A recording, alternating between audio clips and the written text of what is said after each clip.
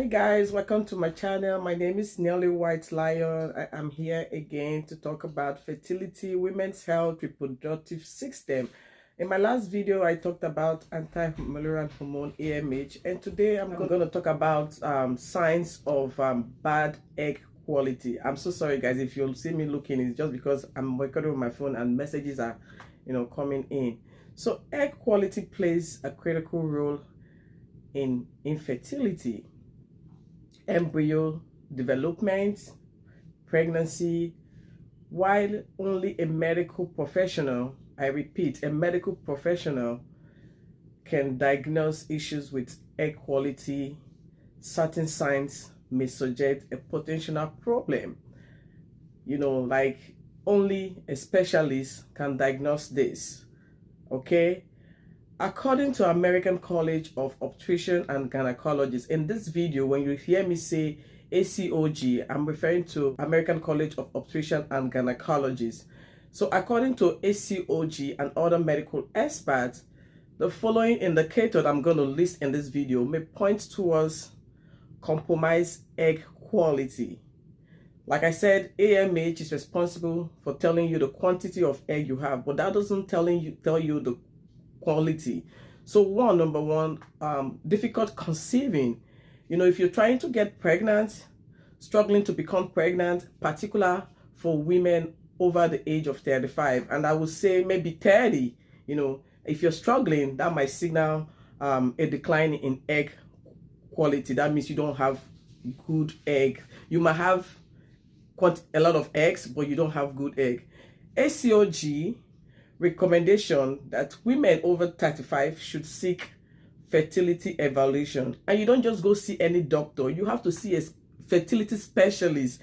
If you've been trying after 6 months and you're trying to conceive, or even women over age 40 are advised to seek help if they've been trying for 6 to 1 year. That is a recommendation, what ACOG said. Number two, recurrent miscarriages.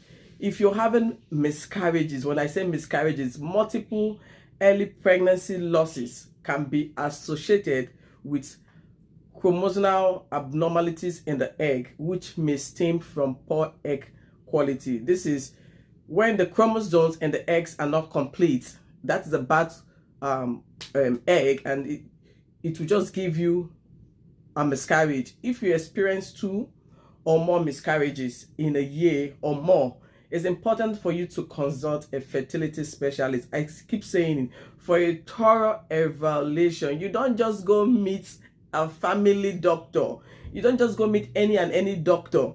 Number three, irregular menstruation cycle. Now, I'm not saying if your cycles are irregular, you have bad egg quality.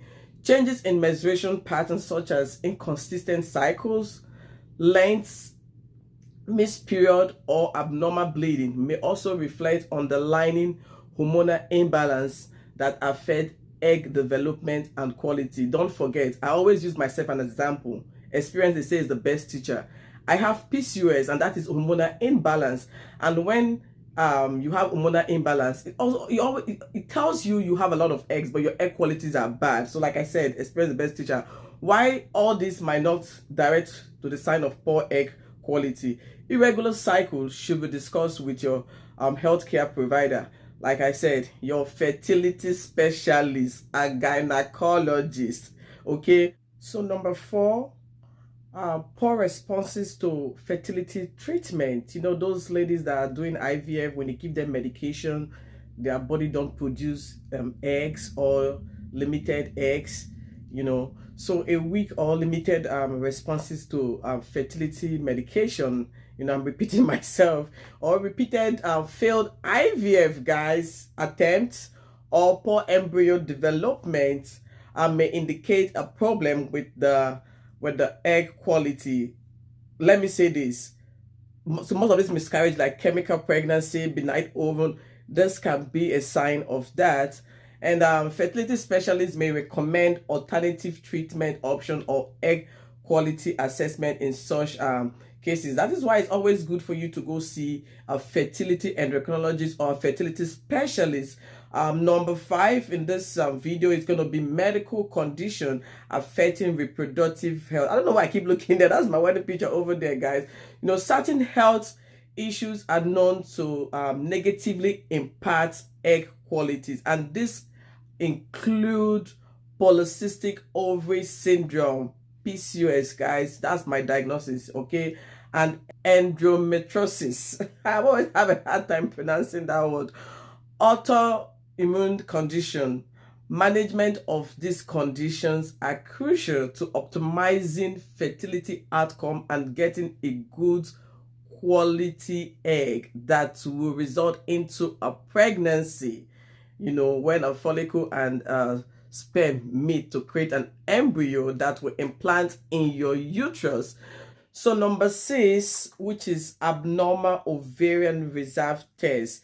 This test I'm going to mention here does not necessarily mean that things are wrong with you, but it also says that ovarian reserve tests offer insight into the quantity of remaining eggs, which may correlate with quality, especially with age.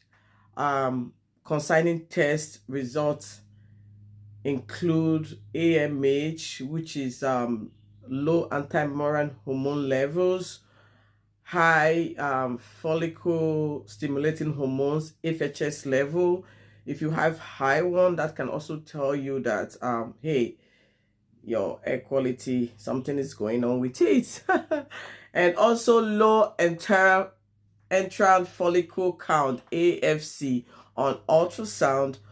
Although these tests do not directly measure egg quality, they help your fertility specialist in guiding fertility planning and treatments for you. So when they tell you all these things, it doesn't mean that, oh, something is wrong and nothing has to be done about it. There's always something to be done in fertility. There are so many options these days.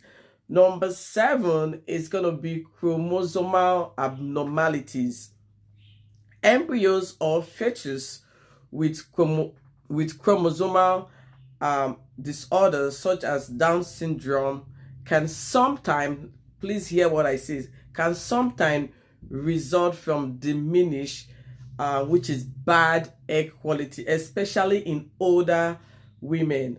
I am not taking any smack on any older person here, but that is just the truth. And also pre-implantation genetic testing during IVF might also help. You know, some people have asked me, how would they know if they have good quality of egg? I said, well, you can know if you're having miscarriages, or you can, if you're doing IVF, you can still do the testing. What they call it, what's that test called again? I forgot the name of the test. You know, what is it called again? Is it PGT testing? Yeah, you can also know. Now, important consideration in all this, just know age is a key factor. Egg quality decline naturally with age, most notably after the age of 35. Guys, I'm 35 and above, you know. Ovarian reserve egg quality reserve testing estimates egg quantity, not necessary quality. This is what I'm trying to say, is that you will know the quantity, but you will not know the quality till you do PGT testing. I think that's done in abroad. Poor test results don't mean pregnancy is impossible. Many individuals with diminished or bad egg quality still conceive, often with the help of fertility treatment. And that's why I said, don't just go to any person. You go to a fertility specialist. You know, if you have suspected you have a problem with egg quality, you've been having miscarriages, chemical pregnancy, big ovum, it is essential you speak with a reproductive endocrinologist. If you watch my other video, I said the same thing, or a fertility specialist, because early evaluation can help identify the most appropriate path forward and improve your chance of achieving a healthy pregnancy. Okay, so don't think hope is lost. All hope is not lost. I remain your girl, Nelly White Lion. Please, if you want me to continue with such videos, comment in the comment below. I love you guys. Bye-bye.